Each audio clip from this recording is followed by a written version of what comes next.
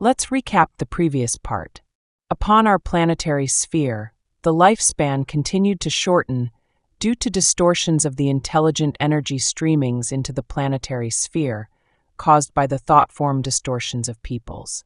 Blockages of an entity further unbalance this energy, thus the body complex decomposing rapidly.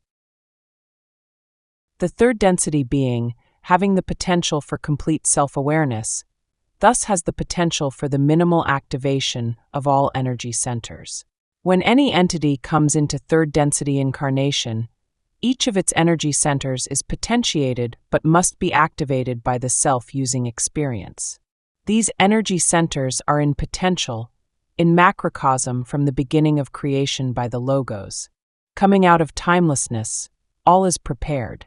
This is so of the infinite creation. The origin of all energy is the action of free will upon love. The nature of all energy is light. The means of its ingress into the mind-body-spirit complex is duple. Firstly, there is the inner light which is Polaris, the guiding star of the self.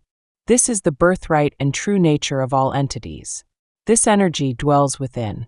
The second point of ingress is the polar opposite of the North Star, where the south magnetic pole of an entity draws the universal energy into itself from the cosmos, and may be seen, if you wish to use the physical body as an analog for the magnetic field, as coming through the feet from the earth and through the lower point of the spine. This point of ingress of the universal light energy is undifferentiated until it begins its filtering process through the energy centers. Therefrom, it will move upward to be met and reacted to by the positive spiraling energy moving downward from within. The measure of an entity's level of ray activity is the locus wherein the South Pole outer energy has been met by the inner spiraling positive energy. The nature of the use of these in-streamings is determined by the requirements of each center and the efficiency with which the individual has learned to tap into the inner light. As an entity grows and becomes more polarized, this locus will move upwards. This phenomenon has been called the Kundalini, depicted as a coiled serpent at the base of the spine. However, it may better be thought of as the meeting place of cosmic and inner, shall we say, vibratory understanding. To attempt to raise the locus of this meeting, without realizing the metaphysical principles of magnetism upon which this depends, is to invite great imbalance. The south or negative pole is one which attracts. It pulls unto itself those things magnetized to it. So, with the mind-body-spirit complex, the inflow of experience is of the South Pole influx. You may consider this a simplistic statement.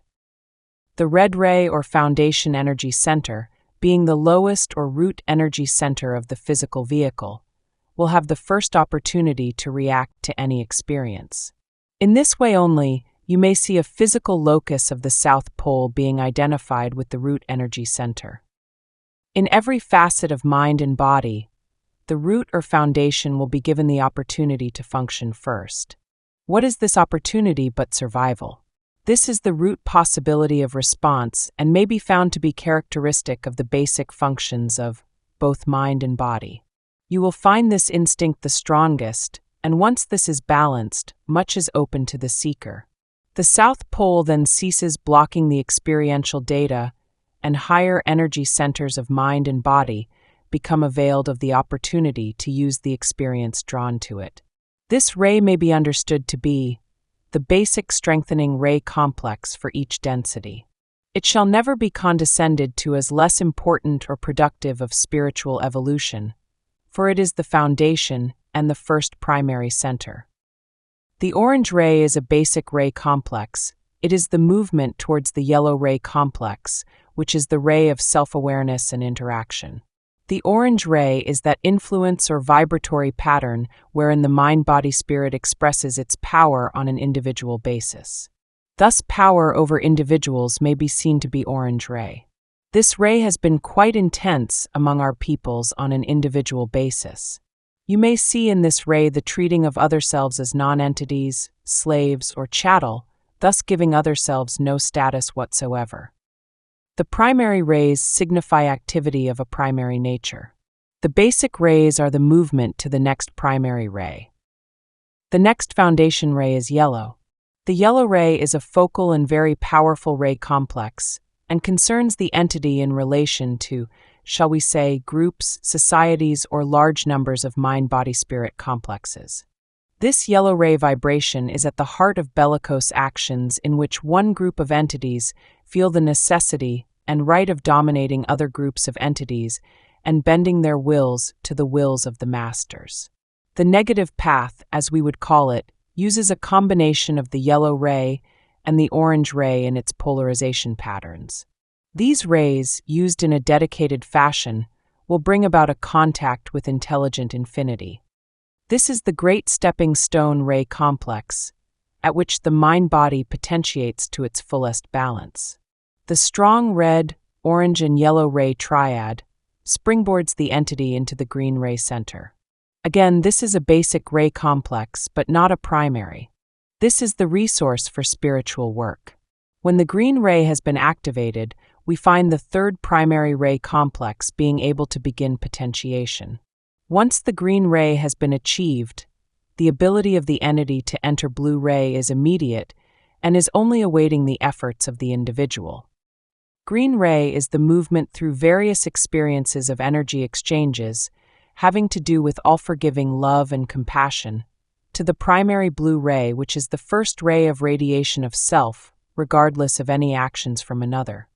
This is the first true spiritual ray complex, for all transfers are of an integrated mind-body-spirit nature. The blue ray seats the learning teachings of the spirit in each density within the mind-body complex, animating the whole, communicating to others this entirety of beingness. The green ray entity is ineffectual in the face of blockage from other selves. The blue ray entity is a co-creator.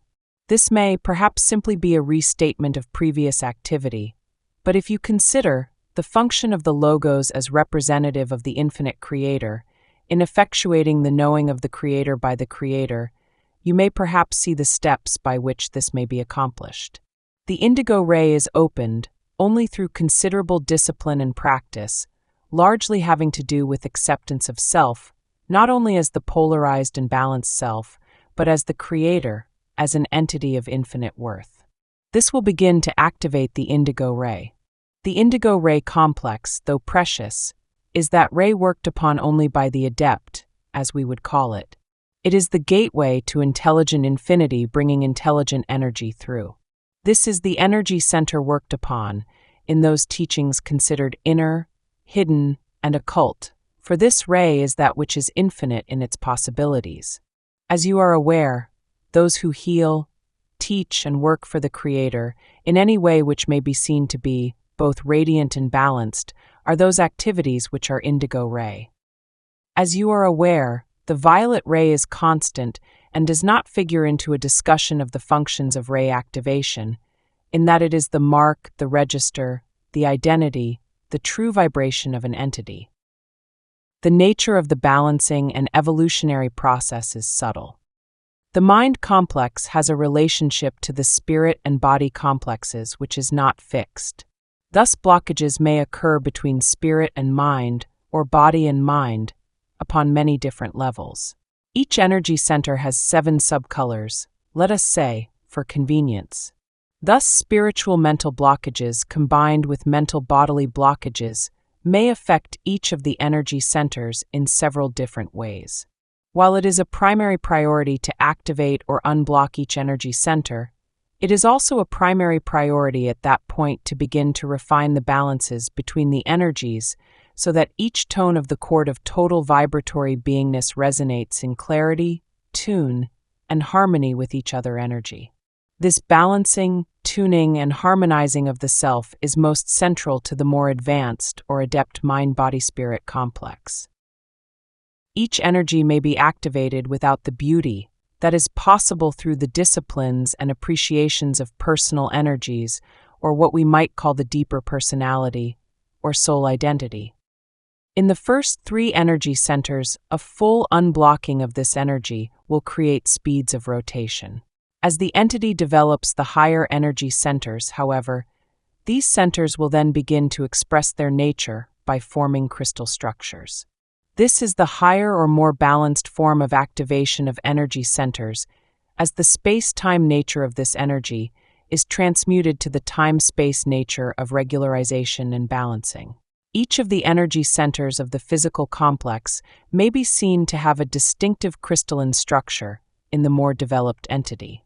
Each will be somewhat different, just as in our world no two snowflakes are alike. However, each is regular. The red energy center often is in the shape of the spoked wheel. The orange energy center is in the flower shape, containing 3 petals. The yellow center is again in a rounded shape, many-faceted as a star. The green energy center is sometimes called the lotus shape, the number of points of crystalline structure dependent upon the strength of this center. The blue energy center is capable of having perhaps 100 facets and capable of great flashing brilliance. The indigo center is a more quiet center which has the basic triangular or 3-petaled shape in many, although some adepts who have balanced the lower energies may create more faceted forms. The violet energy center is the least variable and is sometimes described in our philosophy as 1,000-petaled, as it is the sum of the mind-body-spirit complex distortion totality. Each energy center has a wide range of rotational speed, or as you may see it more clearly in relation to color, brilliance. The more strongly the will of the entity concentrates upon and refines or purifies each energy center, the more brilliant or rotationally active each energy center will be. It is not necessary for the energy centers to be activated in order in the case of the self-aware entity.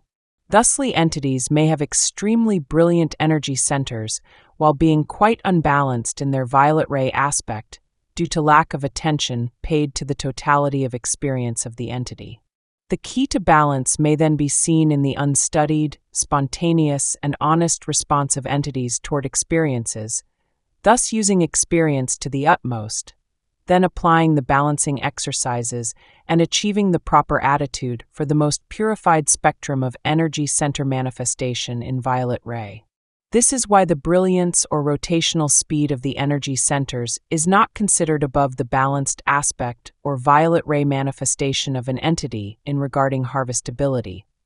For those entities which are unbalanced, especially as to the primary rays, will not be capable of sustaining the impact of the love and light of intelligent infinity to the extent necessary for harvest. The metaphor of the coiled serpent being called upwards is vastly appropriate for consideration by our peoples. This is what we are attempting when we seek.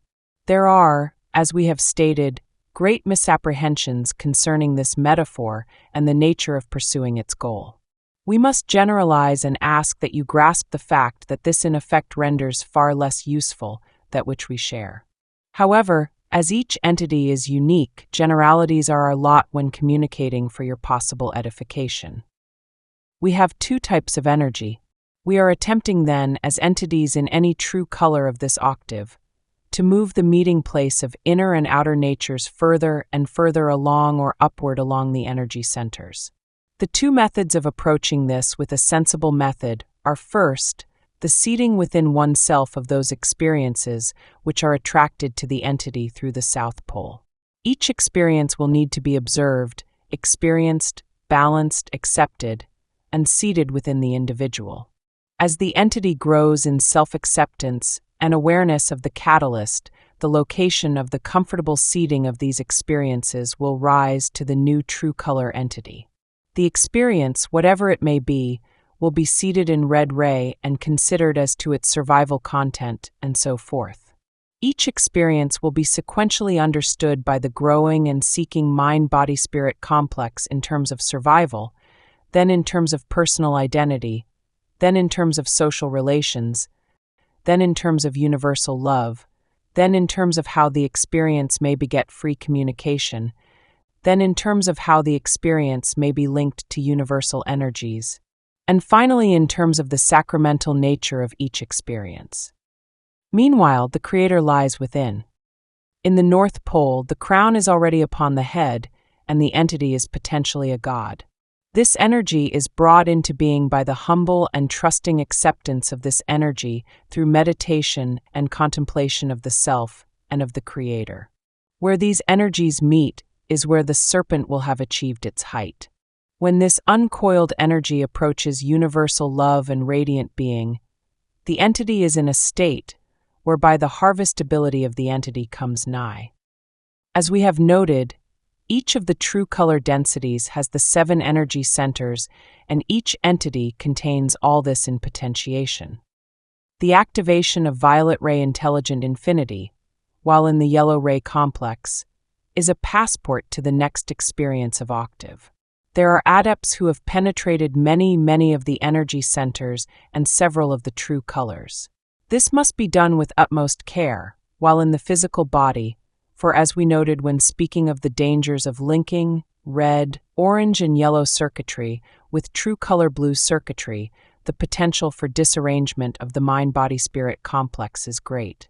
However, the entity who penetrates intelligent infinity is basically capable of walking the universe with unfettered tread.